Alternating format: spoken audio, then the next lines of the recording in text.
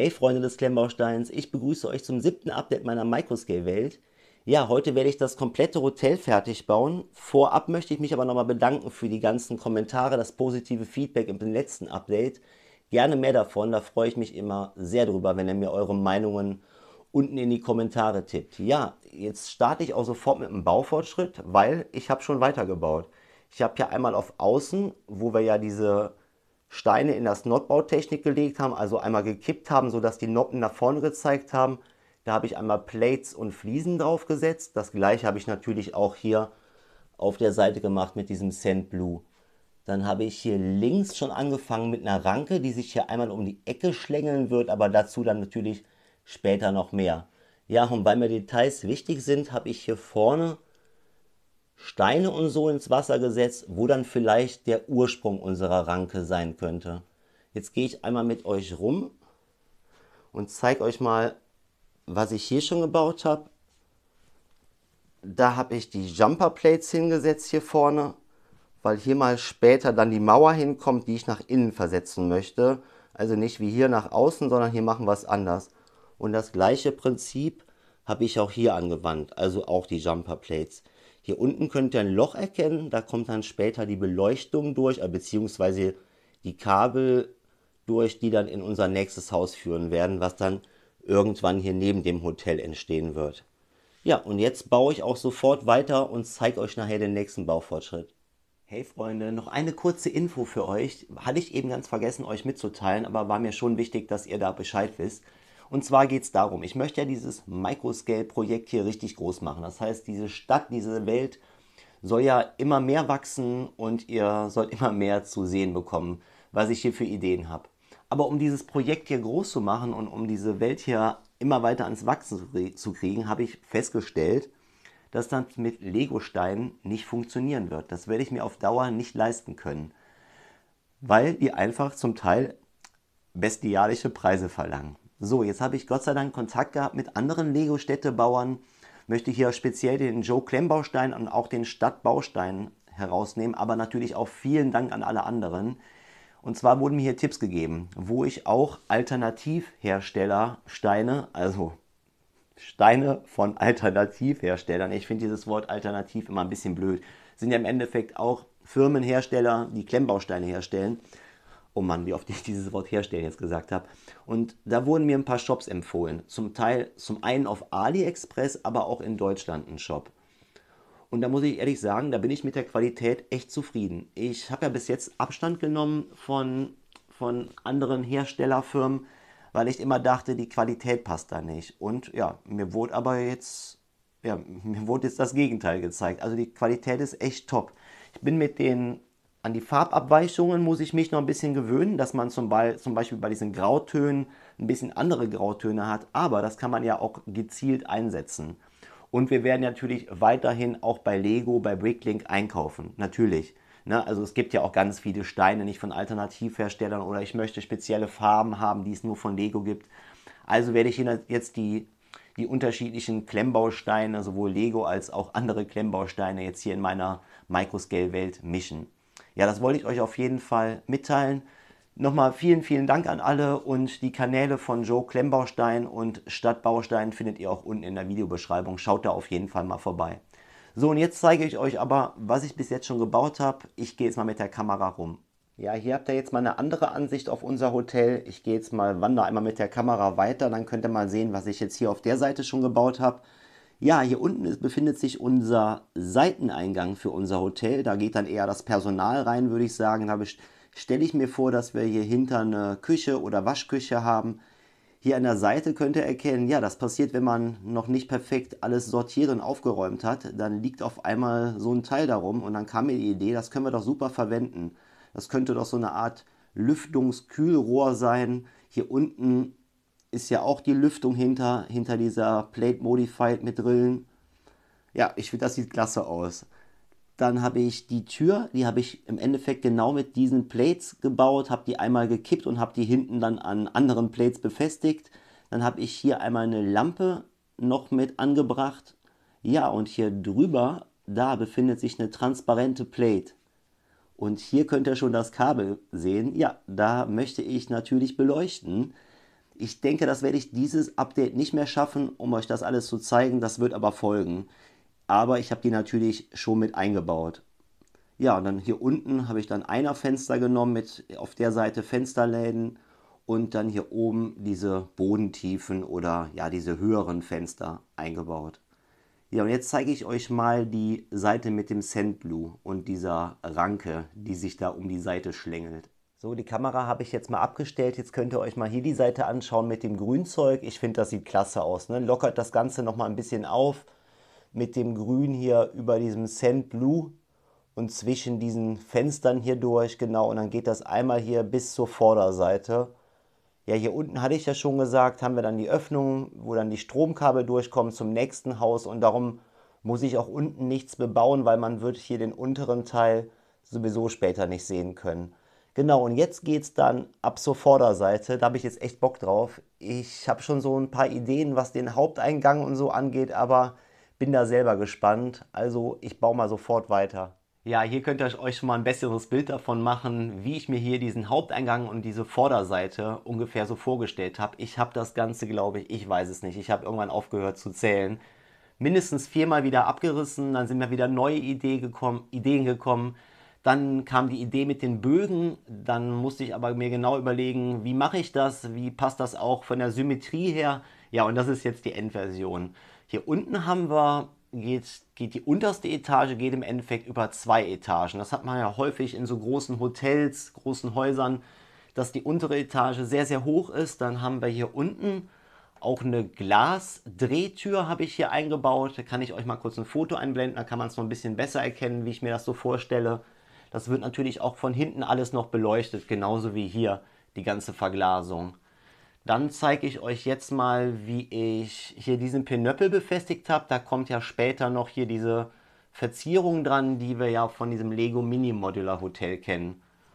Genau, das Foto kommt jetzt, da könnt ihr mal sehen. Das erste Mal habe ich es so versucht zu fixieren, dann waren mir aber zu viele Schlitze und dann ist mir Gott sei Dank noch eine andere Bautechnik in den Kopf gekommen und so habe ich es dann jetzt gebaut. Und da drüber dann im Endeffekt nochmal eine Etage und hier kommt dann nochmal was ganz anderes hin. Das war auch sehr kompliziert zu machen, da kann ich euch auch mal ein Foto einblenden. Da musste ich ja auch mir genau überlegen, wie ich diesen Versatz mache. Vor allem war mir auch wichtig, dass ich hier 3 Noppen zur Verfügung habe an der Stelle, weil da noch was hinkommt. Aber dazu später mehr, das könnt ihr euch später anschauen. Ja, und dann hier oben im Endeffekt alles diese großen Bögen. Dann kommen natürlich hier kommt auch noch was vor an diese Balkone. Ja, und jetzt baue ich auch mal sofort weiter, weil ich habe auch schon ein paar Ideen für die Dachterrasse im Kopf. Aber wir starten mal durch jetzt. Ja, ich habe es geschafft. Die Vorderseite ist fertiggestellt, der Haupteingang ist fertig und ich finde, es sieht knaller aus. Mir gefällt es echt total gut. Es hat auch lange gedauert. Es waren viele Hin und Hers, viele Abreißen, was ich ja eben schon gesagt habe. Wieder viel Neuaufbau. Dann ist mir auch noch eben, wo ich es fertig hatte und hier die letzten Plates drauf drücken musste, habe ich ein bisschen zu feste gedrückt. Dann ist mir die komplette Wand hier eingebrochen. Da habe ich mich mal so richtig gefreut, könnt ihr euch vorstellen. Da musste ich in meinem Chaos wieder die Steine zusammensuchen. Ich blende euch mal kurz ein Bild ein, wie das bei mir aussieht, wenn ich anfange zu mocken. Ja, da könnt ihr euch mein Chaos mal anschauen. Ja, Gott sei Dank sieht man dieses Chaos dann nicht mehr am fertigen Häuschen. Aber ich kriege das einfach nicht hin, wenn ich am Mocken bin, dabei Ordnung zu halten. Ne? Sonst habe ich natürlich hier auch meine Sortierkästen und so, aber wenn ich dann baue, ergibt sich ganz, ganz schnell ein Chaos, was ich dann beim Bauen auch nicht mehr beseitigen kann. So, jetzt aber wieder zurück zu unserem Hotel, zu unserem Riesenhotel, muss man ja schon sagen. Ich habe auch jetzt mal hier unten eine Figur in den Haupteingang gestellt, damit ihr auch nochmal das Größenverhältnis habt, ne? Dass wir hier einfach eine sehr hohe Etage unten haben, weil das ja unser Haupteingang ist, da ist es ja häufig ein bisschen höher das Ganze, dann könnt ihr hier sehen, warum ich denn hier überhaupt diese 3 Noppen brauchte. Ne? Um hier einmal dieses Hotelschild anzubringen, dass es auch genau mittig ist und auch diese 4 Sterne für unser 4 Sterne Hotel. Ja, noch sind da keine 4 Sterne, die sind aber auf dem Weg, die werden dann in Zukunft auf jeden Fall noch hier angebracht. Ich hatte irgendwie spontan diese Idee, dass wir diese Ecke nochmal anders nutzen müssen. Und da ist mir genau das gekommen, dass wir hier diese Farben wieder aufgreifen, dieses Bright Light Orange, dieses Sand Blue Und dann auch hier nochmal ganz klar machen, dass wir hier ein Hotel haben mit 4 Sternen. Ja, hier oben habe ich, könnt ihr auch schon sehen, hier wo dann unser Dach anfängt, habe ich dann auch mir diese Verzierungen überlegt. Immer einmal mit diesen einmal einer Fliesen und einmal mit diesen runden Fliesen, genau. Und oben dann natürlich das Brüstungsgeländer für unsere Dachterrasse. Die Dachterrasse, da begebe ich mich jetzt gleich dran. Da habe ich auch schon einiges rumexperimentiert, vor allem viel, es ging viel darum, wie kommen wir da jetzt hoch? Und ja, seid da mal gespannt, da ist mir eine richtig gute Idee gekommen. Und ja, das zeige ich euch jetzt gleich. Und dann muss ich natürlich noch die komplette Dachterrasse bebauen. Die ist jetzt noch ganz kahl, da liegen bis jetzt nur die Plates drauf. Kann ich euch mal kurz zeigen. Ja, hier könnt ihr es sehen. Also da habe ich noch einiges vor. Und da wird es dann jetzt auch drum gehen. Aber ich wollte euch zumindest diesen Haupteingang, auch jetzt mit den Lampen und so mal zeigen, wie das Ganze aussieht. Und jetzt geht es dann an die Dachterrasse. Ich zeige euch sofort die Dachterrasse. Ich wollte euch aber noch mal einmal hier diesen Haupteingang zeigen, weil ich jetzt hier noch die runden Fliesen hingesetzt habe, die weißen. Dann habe ich hier noch Pflanzen vor die Verglasung gestellt, um das Ganze noch ein bisschen aufzulockern. Und ich denke, das lädt doch hier auf jeden Fall ein, um sich hier ein Zimmer zu reservieren. Also ich würde hier auf jeden Fall sofort einziehen. Würde mich mal in den Kommentaren interessieren, wer hier von euch auch sich ein Zimmer reservieren würde. Ja, und jetzt stelle ich mal die Kamera ab, um euch mal die ganzen Details auf der Dachterrasse zu zeigen, die ich da eingebaut habe, damit ich nicht die ganze Zeit so am Rumwackeln bin. Und dann könnt ihr euch das auch besser anschauen. Ich würde sagen, hier gibt es so einiges zu entdecken. Ja, ich bin hier komplett eskaliert, was meine ganzen Details angeht. Ich habe mich hier mal so richtig ausgetobt, hatte hier natürlich dieses grobe Bild wieder vor Augen, aber es hat sich immer weiterentwickelt.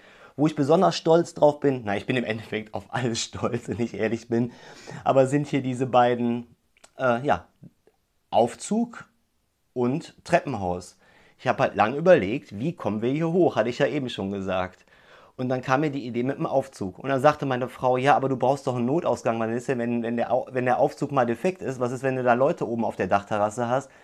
Und ich sage, jo, da hat sie recht. Und dann habe ich hier noch quasi noch ein kleines Treppenhaus gebaut, was dann auch einmal nach unten geht. Und natürlich habe ich das hier platziert, weil wir ja hier sonst überall unsere Zimmer haben und das würde keinen Sinn ergeben. Also ich habe echt versucht, an alles zu denken. Dann haben wir hier vorne einmal so eine Chilling Area, wo man sich hinsetzen kann, was trinken kann. Hier in der Ecke genau das gleiche, dann natürlich ein paar mehr Sitzbänke. Dann habe ich hier einmal das Grünzeug hingemacht. Hier könnt ihr jetzt den Pool noch mal ein bisschen besser erkennen, den ich in die Ecke gesetzt habe. Da habe ich sogar darauf geachtet, dass ich die Befliesung vom Pool auch in diesem Bright Light Orange mache, was wir ja auch schon an mehreren Stellen an unserem Haus haben. Und in dem Light Blue Gray kann ich euch mal kurz ein Foto einblenden. Ja, und sonst habe ich das im Endeffekt genauso gebaut wie das Wasser unserer Kanalstadt. Also unten Farbgebung, dann transparente Plates und dann oben noch die Fliesen drauf. Ja, und ich würde sagen, diese Dachterrasse lädt doch echt dazu ein, hier ein bisschen Zeit drauf zu verbringen. Hier oben, beziehungsweise hier links haben wir dann noch so eine Sitzgelegenheit direkt am Wasser, auch ein bisschen Grünzeug. Und jetzt gehe ich mit der Kamera mal runter, um euch zu zeigen, wie ich die Tür vom Treppenhaus und wie ich diesen Aufzug gemacht habe, weil das kann man von hier oben ja nicht so ganz gut erkennen. Ja, hier haben wir dann noch so ein Lüftungsgitter drauf für den Aufzug und hier noch eine Verglasung, damit in das Treppenhaus auch noch ein bisschen mehr Licht einfällt. So sieht dann der Aufzug und die Tür zu unserem Treppenhaus von nahen aus. Beides verglast, ne? Sowohl hier der Aufzug mit diesen runden Bricks und die Tür dann mit transparenten Plates hab ich verglast, genau. Da habe ich noch so ein Brick Modified eingesetzt, wo wir dann unseren Türgriff, also diesen, ich weiß gar nicht, wie man das nennt, diesen Pinöppel reingesetzt haben. Und ich würde sagen, das passt ganz gut hier in dieses Gesamtgefüge von unserer Dachterrasse rein. Nimmt nicht so viel Platz weg, ne? Wie wenn ich jetzt hier wieder so einen viereckigen Klotz hingestellt hätte. Und ich finde, das sieht schick aus. Aber gerne dazu eure Meinung in die Kommentare. Jetzt zeige ich euch nochmal die Terrasse zum Abschluss kurz von oben. Das Hotel haben wir, Fokus, das Hotel haben wir uns ja eben genug angeschaut von der Vorderseite. Ja, und dann kann ich auch nur da sagen, ich wünsche euch alles Gute, macht euch noch einen schönen Tag. Bis zum nächsten Update. Ciao, ciao, euer Bricks im Kopf.